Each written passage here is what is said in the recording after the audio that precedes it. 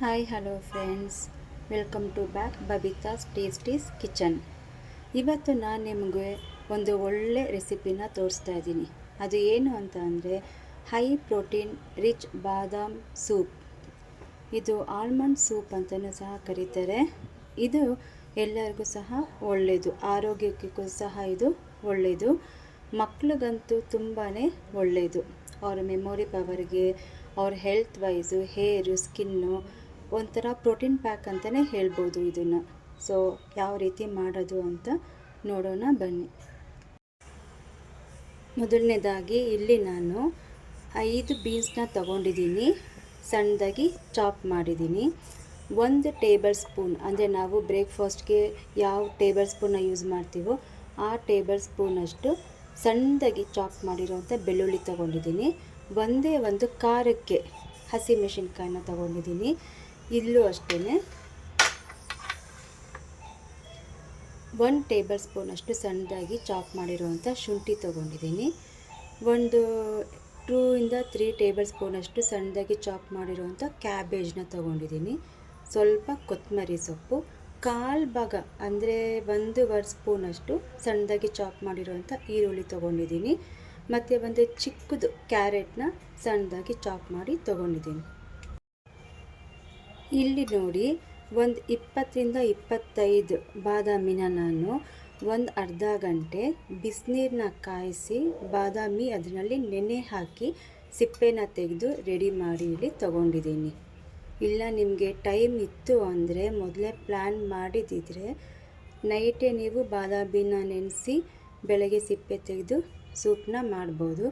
ಇಲ್ಲ ನಾವು ಇನ್ಸ್ಟೆಂಟಾಗಿ ಈಗ ಮಾಡಬೇಕು ಅಂತ ಅಂದರೆ ಅರ್ಧ ಗಂಟೆ ಮುಂಚೆ ನೀವು ಬಾದಾಮಿನ ಬಿಸಿನೀರಲ್ಲಿ ನೆನೆಸಿದ್ರೆ ಈಸಿಯಾಗಿ ಸಿಪ್ಪೆನ ತೆಗಿಬೋದು.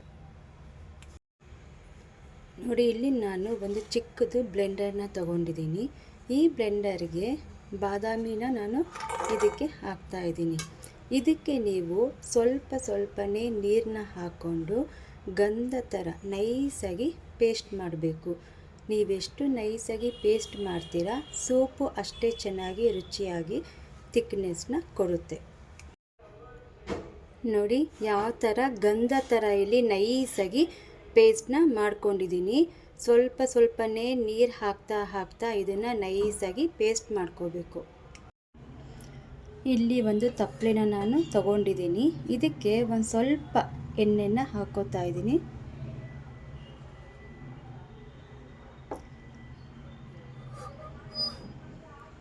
ಈ ಎಣ್ಣೆ ಕಾದ್ಮೇಲೆ ಸಣ್ಣದಾಗಿ ಹೆಚ್ಚಿರ್ತಕ್ಕಂಥ ಬೆಳ್ಳುಳ್ಳಿ ಮತ್ತು ಶುಂಠಿನ ಹಾಕೋಬೇಕು.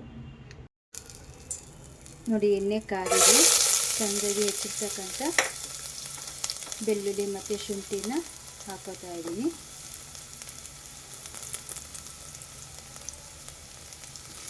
ಇದು ಲೈಟಾಗಿ ಸ್ವಲ್ಪ ಫ್ರೈ ಮಾಡ್ಕೋಬೇಕು, ಜಾಸ್ತಿ ಅಲ್ಲ.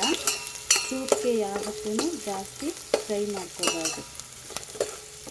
ಲೈಟಾಗಿ ಗೋಲ್ಡನ್ ಬ್ರೌನ್ ಬಂದರೆ ಸಾಕು, ಅದ್ರದ್ದು ಫ್ಲೇವರ್ ಎಲ್ಲ ನಮಗೆ ಬಿಟ್ಟಿರುತ್ತೆ.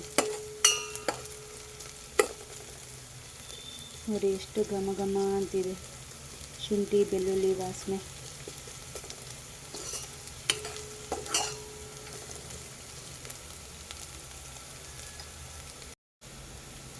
ಈಗ ಇದಕ್ಕೆ 1/4 ಭಾಗದಷ್ಟು ಈರುಳ್ಳಿನ ತಗೊಂಡಿದ್ದೀನಿ, ಜಾಸ್ತಿ ನಾನು ತಗೊಂಡಿಲ್ಲ.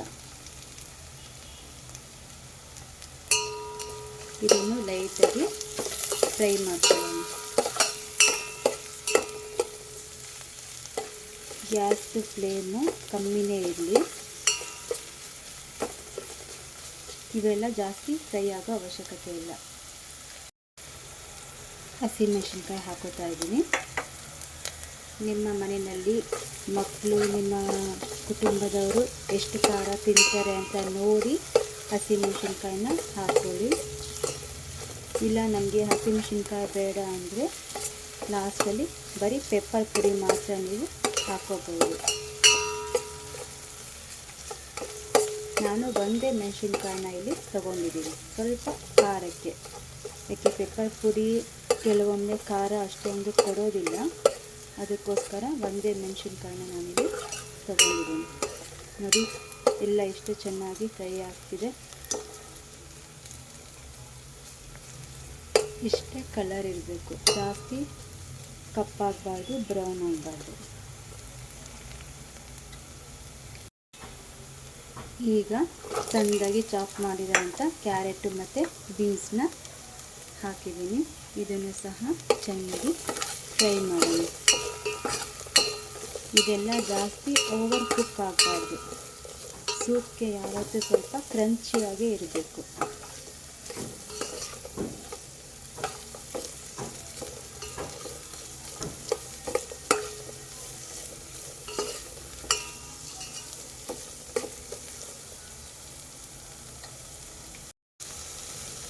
ಈಗ ಕ್ಯಾಬೇಜ್ ಹಾಕೊಂಡಿದ್ದೀನಿ. ನೀವು ಬೇಕು ಅಂದರೆ ಇದಕ್ಕೆ ಸ್ವೀಟ್ ಕಾರ್ನ್ ಮತ್ತು ಕ್ಯಾಪ್ಸಿಕನ್ನು ಸಹ ಹಾಕೋಬೋದು, ಮಶ್ರೂಮು ಸಹ ಹಾಕೋಬೋದು. ವೆಜಿಟೇಬಲ್ಸು ನಿಮ್ಮ ಮಕ್ಕಳಿಗೆ, ನಿಮ್ಮ ಮನೆಯವರಿಗೆ ಯಾವುದು ಇಷ್ಟನೋ ಅದನ್ನು ನೀವು ಆ್ಯಡ್ ಮಾಡ್ಕೋಬೋದು. ನಾನಿಲ್ಲಿ ಬೀನ್ಸು, ಕ್ಯಾರೆಟು ಮತ್ತು ಕ್ಯಾಬೇಜನ್ನ ತಗೊಂಡಿದ್ದೀನಿ.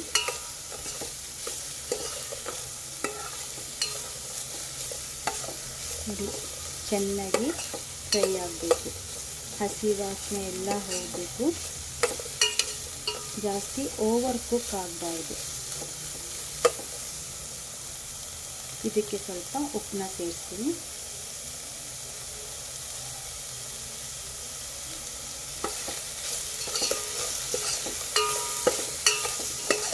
ನೋಡಿದ್ರಲ್ಲ ಎಷ್ಟು ಚೆನ್ನಾಗಿ ಕಲರ್ಫುಲ್ಲಾಗಿ ಕಾಣ್ತಿದೆ.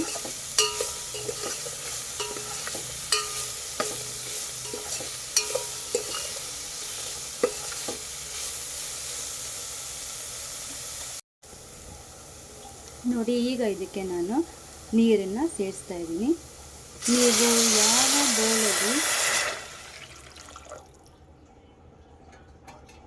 ನೀವು ಯಾವ ಬೌಲಲ್ಲಿ ಸೂಪ್ನ ಸರ್ವ್ ಮಾಡ್ತೀರಾ ಅದಕ್ಕೆ ತಕ್ಕಂತೆ ನೀವು ನೀರನ್ನ ಹಾಕ್ಕೊಳ್ಳಿ. ಹಾಗಂತ ಜಾಸ್ತಿನೂ ಸಹ ಹಾಕೋಬೇಡಿ. ನಿಮ್ಮ ಮನೆಯಲ್ಲಿ ಎಷ್ಟು ಜನ ಇರ್ತಾರೆ ಅಷ್ಟು ಜನನ ನೋಡಿ ನೀವು ನೀರನ್ನು ಸೇರಿಸಿ. ಈಗ ನಾನು ನೀರನ್ನು ಹಾಕಿದ್ದೀನಿ. ಇದಕ್ಕೆ ಸ್ವಲ್ಪ ನಾನು ಕೊತ್ತಂಬರಿ ಸೊಪ್ಪನ್ನು ಹಾಕ್ತಾಯಿದ್ದೀನಿ. ಈಗ ಇದು ಚೆನ್ನಾಗಿ ಕುದಿ ಬರಬೇಕು. ನೋಡಿ, ನೀರು ಇವಾಗ ಕುದೀತಾ ಬರ್ತಾ ಇದೆ. ಇದು ಚೆನ್ನಾಗಿ ಕುದಿಬೇಕಾದ್ರೆ ಈಗ ಇದಕ್ಕೆ ನೈಸಾಗಿ ಪೇಸ್ಟ್ನ ಮಾಡಿರ್ತೀವಲ್ಲ ಬಾದಾಮಿನ, ಅದನ್ನು ಹಾಕ್ಕೊಳ್ಳೋಣ. ನೋಡಿ, ಬಾದಾಮಿ ಪೇಸ್ಟನ್ನು ಹಾಕಿದ್ದೀನಿ. ಈಗ ಇದು ಚೆನ್ನಾಗಿ ಕುದಿ ಬರಬೇಕು. ಹಸಿ ವಾಸನೆ ಎಲ್ಲ ಹೋಗಬೇಕು. ನೋಡಿ ಎಷ್ಟು ಚೆನ್ನಾಗಿದೆ. ಮಕ್ಕಳಿಗಂತೂ ನೋಡೋದಕ್ಕೆ ತುಂಬಾ ಕಲರ್ಫುಲ್ ಆಗಿದೆ ಈ ಸೂಪು. ವೈಟ್ ಕ್ರೀಮಿಯಾಗಿದೆ ಸೂಪು. ಮಧ್ಯದಲ್ಲಿ ಕಲರ್ಫುಲ್ ವೆಜಿಟೇಬಲ್ಸು, ನೋಡೋದಕ್ಕೆ ಅಟ್ರಾಕ್ಟಿವ್ ಆಗಿದೆ. ಅಷ್ಟೇ ಹೆಲ್ತಿನೂ ಕೂಡ.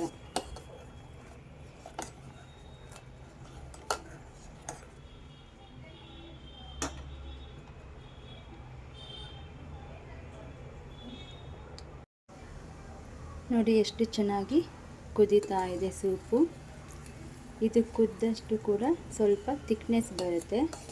ನಿಮಗೆ ಇನ್ನೂ ತಿಕ್ನೆಸ್ ಬೇಕು ನಮಗೆ ಸೂಪು ಅಂತ ಅನಿಸಿದ್ರೆ ಇದಕ್ಕೆ ನೀವು ಬೇಕು ಅಂದರೆ ಆಪ್ಷನಲ್ಲು ಕಾರ್ನ್ಫ್ಲೋರ್ನ ಕಾಲು ಸ್ಪೂನಷ್ಟು ಕಾರ್ನ್ಫ್ಲೋರ್ಗೆ ಸ್ವಲ್ಪ ನೀರನ್ನ ಮಿಕ್ಸ್ ಮಾಡಿ ಇದಕ್ಕೆ ನೀವು ಹಾಕೋಬೋದು. ಏನು ನೆಸೆಸಿಟಿ ಇಲ್ಲ ಇದಕ್ಕೆ ಹಾಕೋಬೇಕು ಅಂತ. ಬಟ್ ನಿಮಗೆ ಬೇಕು, ನಮಗೆ ಸೂಪು ಸ್ವಲ್ಪ ಸೆಮಿ ಥರ ಬೇಕು, ಸ್ವಲ್ಪ ಥಿಕ್ನೆಸ್ ಬೇಕು ಅಂದರೆ ಆಪ್ಷನಲ್, ನಿಮಗೆ ಬಿಟ್ಟಿದ್ದು ಹಾಕೋಬೋದು. ನೋಡಿ, ಚೆನ್ನಾಗಿ ಕುದಿ ಬರ್ತಾ ಇದೆ. ಈಗ ಇದಕ್ಕೆ ನಾವು ಪೆಪ್ಪರ್ ಪೌಡರ್ನ ಸೇರಿಸ್ಕೊಳ್ಳೋಣ. ನೋಡಿ, ಆಗ ತಾನೇ ಫ್ರೆಶ್ ಮಾಡಿ ಇಟ್ಟಿರ್ತಕ್ಕಂಥ ಪೆಪ್ಪರ್ ಪೌಡರ್ನ ಹಾಕಿದ್ದೀನಿ. ನಿಮಗೆ ಖಾರ ಎಷ್ಟು ಬೇಕೋ ಅಷ್ಟು ನೋಡಿ ಪೆಪ್ಪರ್ ಪೌಡರ್ನ ಸೇರಿಸ್ಕೊಳ್ಳಿ. ನಾನಿಲ್ಲಿ ಒಂದು ಮೆಣಸಿನ್ಕಾಯಿನ ತಗೊಂಡಿದ್ದೀನಿ, ಯಾಕೆ ನಮಗೆ ಸ್ವಲ್ಪ ಖಾರ ಬೇಕು. ನೋಡಿ ಚೆನ್ನಾಗಿ ಕುದಿ ಬರ್ತಾ ಇದೆ. ಬಾದಾಮಿದು ಹಸಿ ವಾಸನೆ ಎಲ್ಲ ಹೋಗಬೇಕು. ಇಷ್ಟೊಂದು ಪೇರೆಂಟ್ಸ್ ಹೇಳೋದನ್ನ ಕೇಳಿಸ್ಕೊಂಡಿದ್ದೀನಿ, ನಮ್ಮ ಮಕ್ಕಳು ಬಾದಾಮಿ ತಿನ್ನಲ್ಲ, ಡ್ರೈ ಫ್ರೂಟ್ಸ್ ತಿನ್ನಲ್ಲ ಅಂತ ಇರ್ತಾರೆ. ಸ್ಕೂಲಿಂದ ಬರೋ ಟೈಮಲ್ಲಿ ನಿಮ್ಮ ಮಕ್ಕಳಿಗೆ ಸಂಜೆ ಹೊತ್ತು ಈ ಥರ ಹೈ ಪ್ರೋಟೀನ್ ರಿಚ್ ಇರ್ತಕ್ಕಂಥ ಬಾದಾಮ್ ಸೂಪ್ನ ನೀವು ಮಾಡಿಕೊಟ್ಟಾಗ ಮಕ್ಕಳು ಖುಷಿಯಿಂದ ಕುಡಿತಾರೆ. ಹೆಲ್ತ್ ವೈಸ್ಗೂ ಒಳ್ಳೆಯದು, ಮೆಮೊರಿ ಪವರ್ಗೂ ಒಳ್ಳೆಯದು, ಸ್ಕಿನ್ಗೂ ಒಳ್ಳೆಯದು, ಹೇರ್ಸ್ಗೂ ಒಳ್ಳೆಯದು. ಎಲ್ಲ ವೆಜಿಟೇಬಲ್ಸ್ ಇರುತ್ತೆ, ನೋಡೋದಕ್ಕೂ ಕೂಡ ಕಲರ್ಫುಲ್ ಆಗಿರುತ್ತೆ. ಮಕ್ಕಳು ಇಂಟ್ರೆಸ್ಟಿಂದ ಕುಡಿತಾರೆ.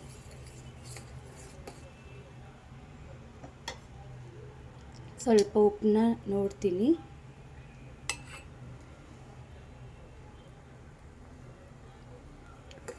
ಸ್ವಲ್ಪ ಉಪ್ಪು ಬೇಕು ಅನ್ನಿಸ್ತಿದೆ, ನಾನು ಇದಕ್ಕೊಂದು ಸ್ವಲ್ಪ ಉಪ್ಪನ್ನ ಆ್ಯಡ್ ಮಾಡ್ತೀನಿ. ನೋಡಿ, ಸ್ವಲ್ಪ ಪೆಪ್ಪರು ಮತ್ತು ಉಪ್ಪನ್ನ ನಾನು ಸೇರಿಸಿದ್ದೀನಿ. ಸೂಪ್ ಈಗ ಈ ಹಂತಕ್ಕೆ ರೆಡಿಯಾಗಿದೆ. ಇದಕ್ಕೆ ನಾನು ಸ್ವಲ್ಪ ಬಟರ್ನ ಆ್ಯಡ್ ಮಾಡ್ತಾಯಿದ್ದೀನಿ. ನೋಡಿ, ಇಷ್ಟೇ.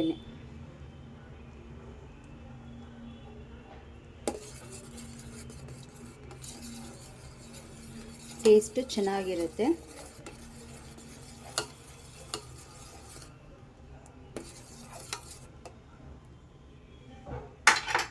ನಿಮ್ಗೆ ಇದಕ್ಕೆ ಸ್ವಲ್ಪ ಹುಳಿ ಬೇಕು ಅಂದರೆ ಫ್ರೆಶ್ಶಾಗಿ ನಿಂಬೆ ರಸನ ಆ್ಯಡ್ ಮಾಡ್ಕೋಬೋದು, ನಿಮ್ಮ ಟೇಸ್ಟಿಗೆ ತಕ್ಕಂತೆ. ನಮಗೆ ಸ್ವಲ್ಪ ಹುಳಿ ಬೇಕಪ್ಪ ಅಂತ ಅನಿಸಿದ್ರೆ ನೀವು ನಿಂಬೆ ರಸನ ಹಾಕೋಬಹುದು. ಅದೆಲ್ಲ ನಿಮ್ಮ ಆಪ್ಷನಲ್. ನೋಡಿ ಎಷ್ಟು ಚೆನ್ನಾಗಿ ಸೂಪ್ ರೆಡಿಯಾಗಿದೆ.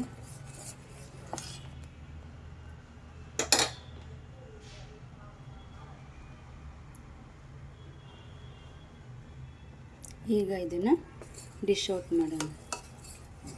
ನನಗೆ ಸ್ವಲ್ಪ ನಿಂಬೆ ರಸ ಬೇಕು, ನಾನಿಲ್ಲಿ ಹಾಕೋತಾ ಇದ್ದೀನಿ. ನಿಮಗೆ ಬೇಕು ಅನಿಸಿದ್ರೆ ನೀವು ಹಾಕೋಬಹುದು. ನೋಡಿ, ಹೈ ಪ್ರೋಟೀನ್ ರಿಚ್ ಬಾದಾಮ್ ಸೂಪ್ ರೆಡಿಯಾಗಿದೆ. ಡಿಶ್ ಔಟ್ ಮಾಡೋಣ. ನೋಡಿ, ಬಿಸಿ ಬಿಸಿ ಸೂಪು ರೆಡಿಯಾಗಿದೆ.